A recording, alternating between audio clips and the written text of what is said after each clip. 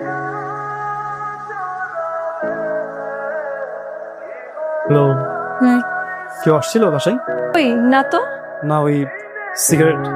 ও এটা অনেক স্ট্রেস লাগছিল, সারাদিন বাসায় একা থাকি, এত মাথা ধরেছিল, তাই স্মোক করছিলাম। টেনশন না, মানে তুমি তো সিগারেট খাওয়া পছন্দ করো না। মানুষ তো বদলায়, তাই না? জানো, নীরবে ভাবে আমার দিকে কখনো তাকায়নি। তাকাবে কিভাবে? নীরব কি তোমাকে সেইভাবে ভালোবাসেন যেভাবে আমি তোমাকে ভালোবাসি? আমাকে সারা জীবনের ভাবে ভালোবেসে আগলে রাখবে তো? অবশ্যই, সারা জীবন। কি আসলো? আমি- নীরব,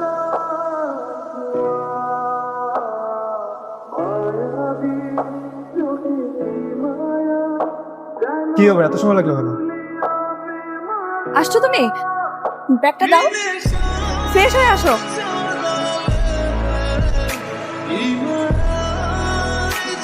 এই অমন ভাই, হ্যাঁ, স্যার এখনো আসেননি? স্যার এখন আসেনি। কখন আসেন কিছু জানেন? ইনফ্যাক্ট আজকে না আসার সম্ভাবনাটাই বেশি। আচ্ছা, ঠিক আছে। Thank you. আপনার কাঙ্ক্ষিত নম্বরটিতে এই মুহূর্তে সংযোগ দেওয়া সম্ভব হচ্ছে না।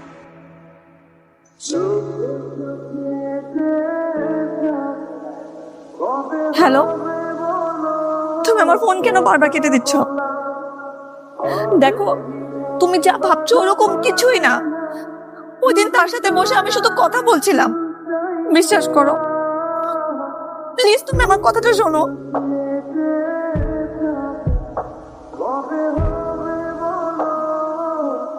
চলো, তোমাকে এক জায়গায় ঘুরতে নিয়ে যাই। তুমি অন্য কোথাও ভালোবাসা খুঁজছিলে, আর আমি খুঁজছিলাম বিশ্বাস, যেটা তোমার চোখে আর নেই। আমি না তোমাকে দোষারোপ করি না, মানুষ বদলায়, তা চাওয়া পাওয়া বদলায় না। ওটা কি এটা?